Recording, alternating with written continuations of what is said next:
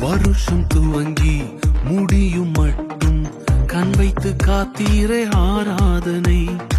தக்க சமயம் உதவி செய்து கை தூக்க வந்தீரே ஆராதனை.